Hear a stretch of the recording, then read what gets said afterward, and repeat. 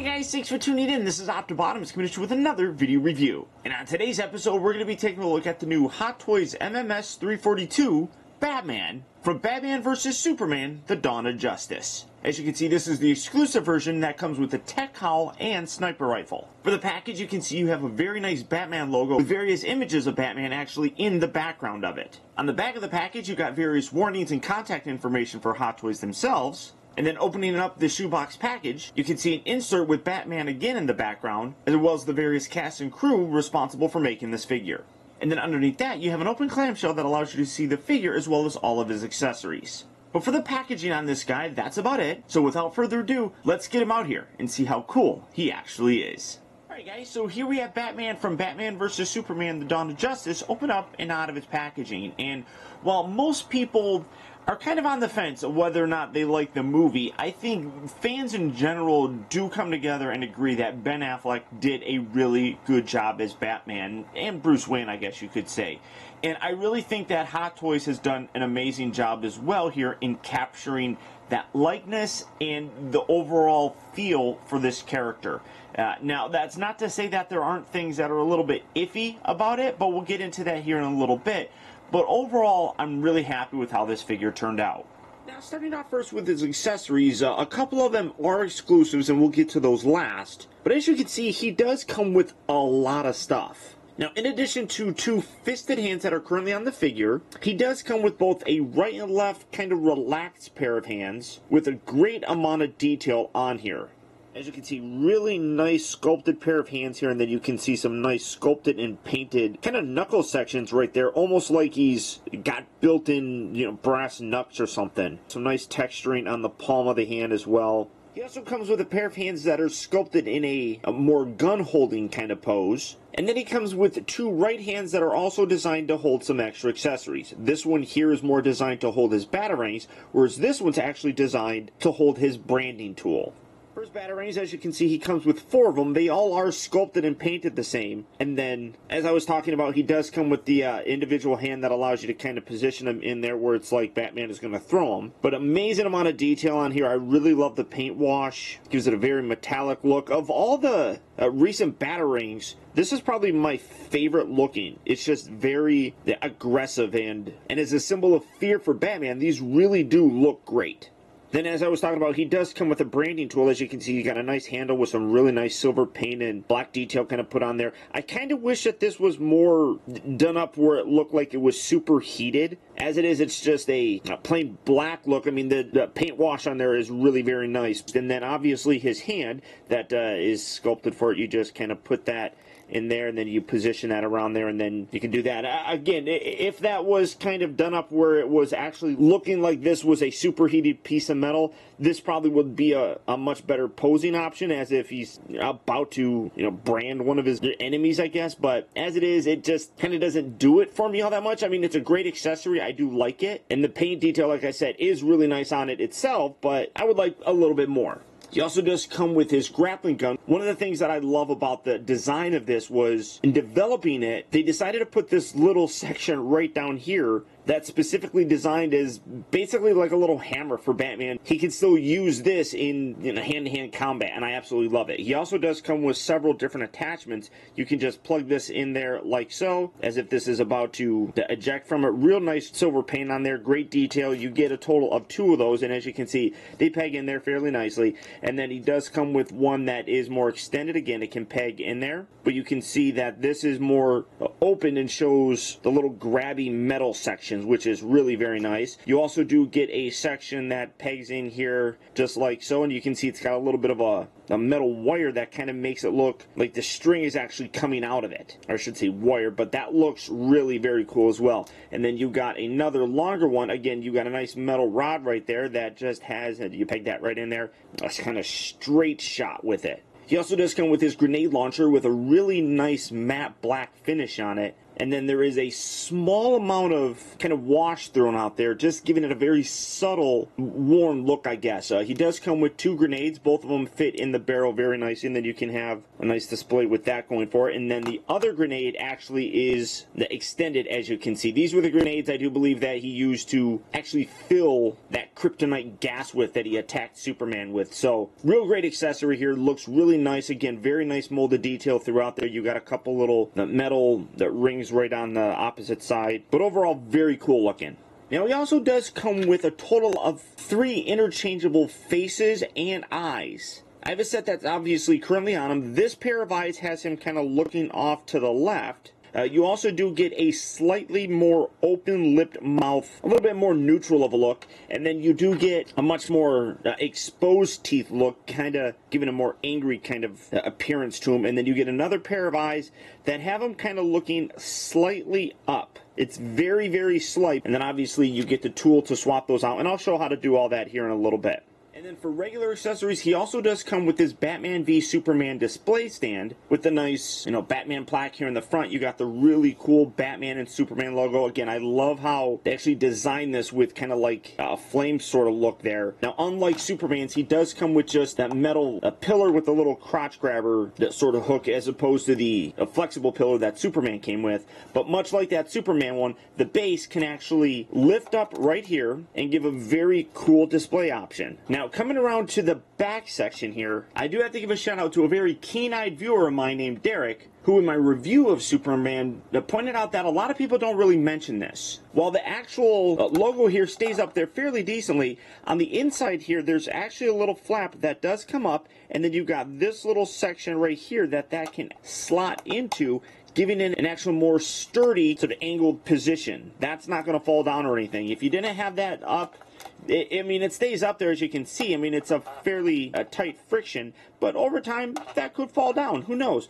This little piece comes up and does a really good job of helping to stabilize that. So, Derek, thank you for pointing that out. That really does help show that Hot Toys is thinking and put a lot of care into this actual display piece.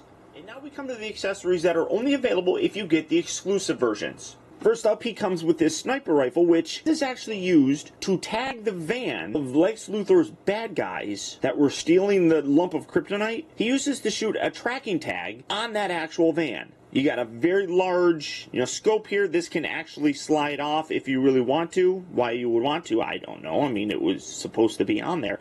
So just wedge that back on there. You can remove the clip, and you got some nice bullets that are actually in there, and then you can put that right back there as well. The little stands right here actually are on springs, so this flexes up very nicely, and it kind of springs down as well. I think that's really kind of cool that they actually put that on there. That's not something I would have honestly expected. And it does have an actual working bolt right here where you can move this forward, you can lift this back, and you can, put his little GPS tracker in there, fold it up, lock it down, shoot, and tag any of the bad guys.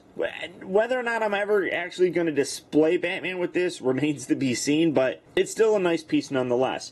Then we come to his tech cowl. When Bruce Wayne goes into the Batcave, we see Alfred in there actually working on this. As you can see, you got a lot of nice wires and everything down here. This is kind of a carbon fiber sort of look, kind of replicating how, Batman's cowl looks underneath the actual, rubber or whatever. Real nice detail in there. You can see a lot of kind of components and circuits and things of that nature. Down here is like his little voice modulator that would sit on his Adam's apple. And then you got some sections up here. These don't move or anything, but you got like little lenses that would come down, allowing him to see in night vision or something like that. So, of the two accessories, I think this is the best one, and definitely something that I could see myself kind of displaying if I ever had like a Batcave sort of setup. I think this is really very cool looking.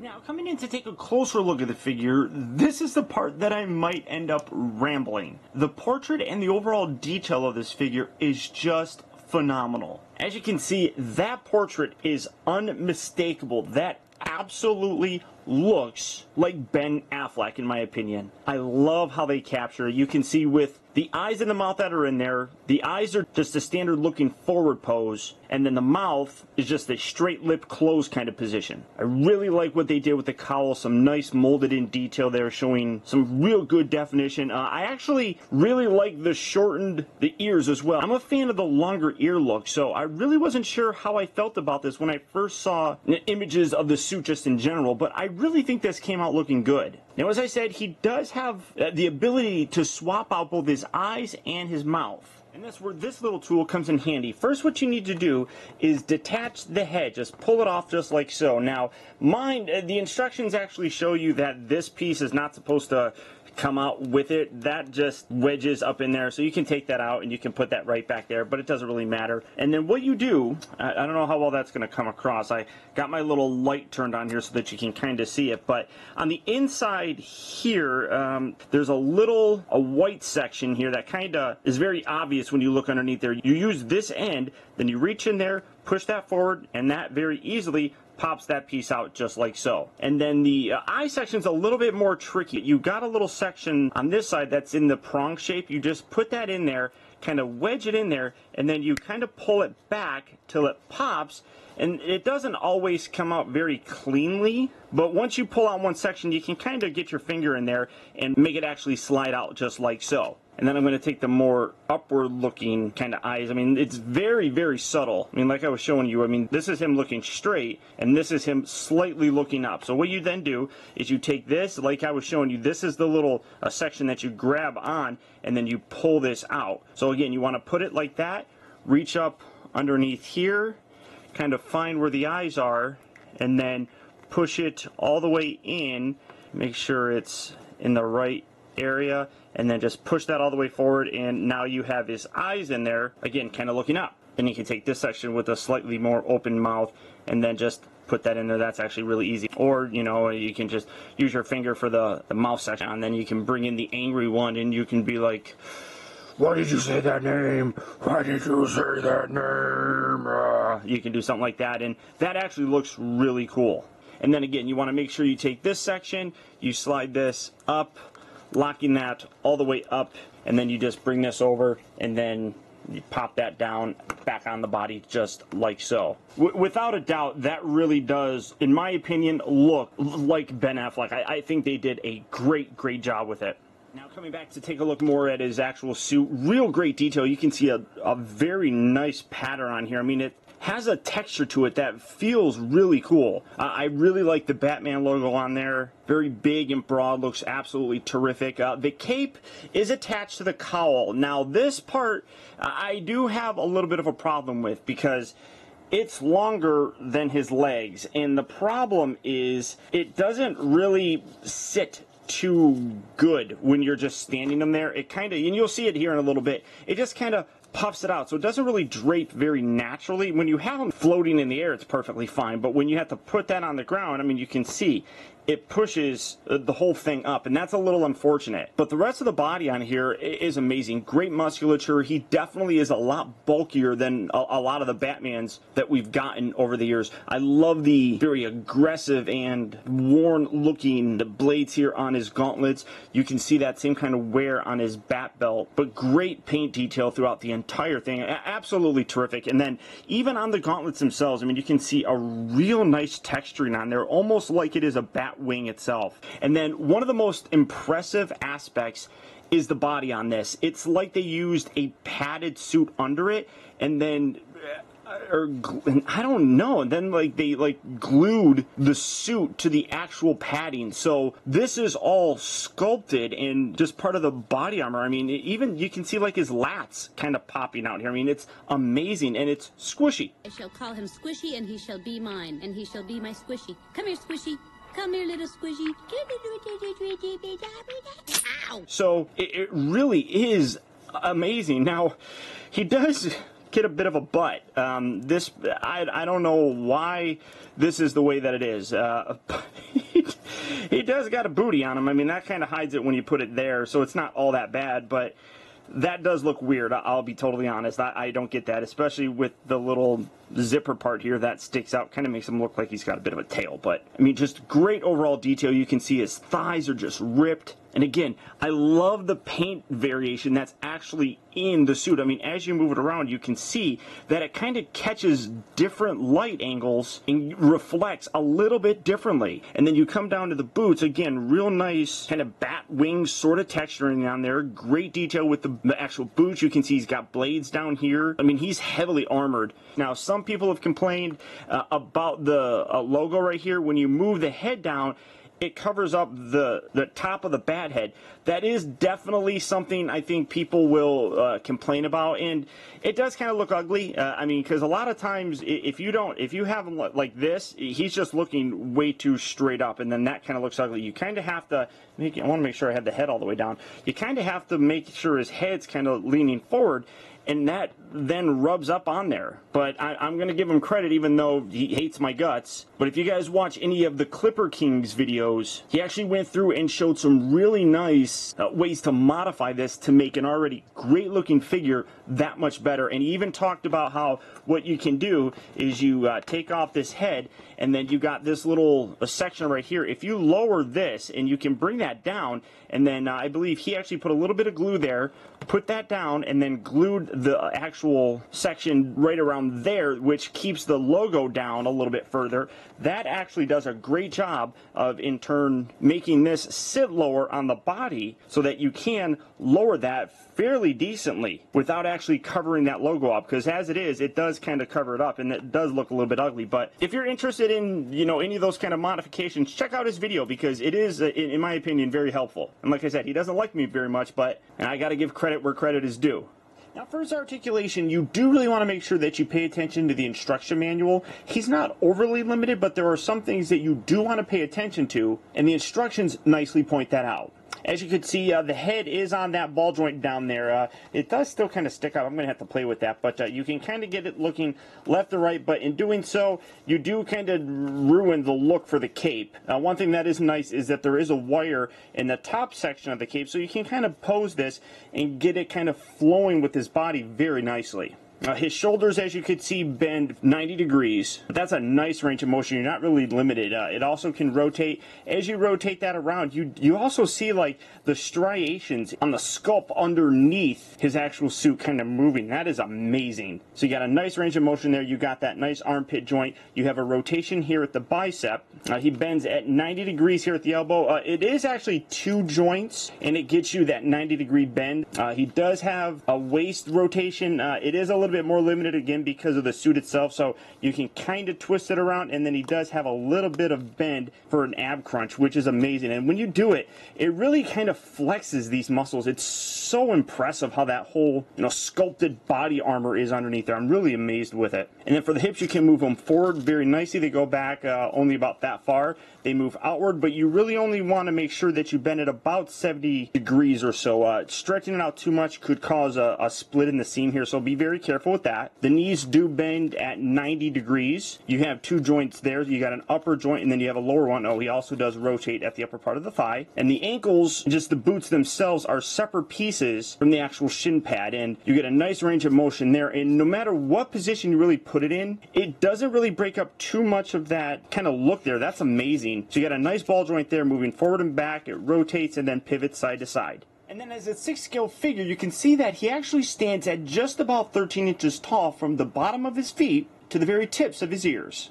Now, I don't say things like this very often because I think it sounds a little bit too cliche, but this figure for me really could be the Hot Toy figure of the year.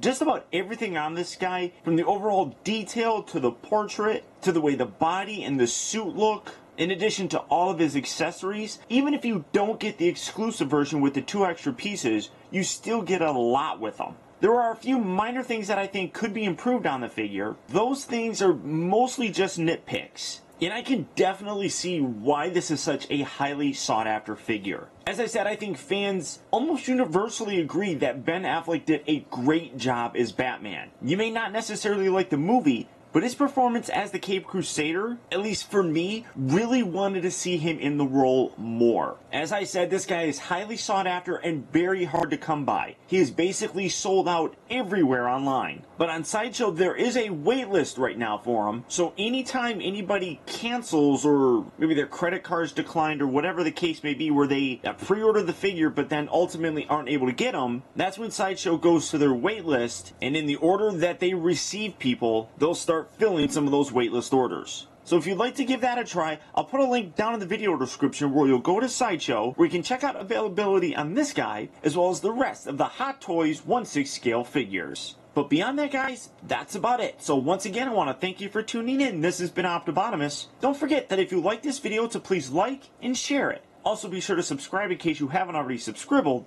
That way you never miss a future review of mine. And as always, until next time, I'll talk to you later.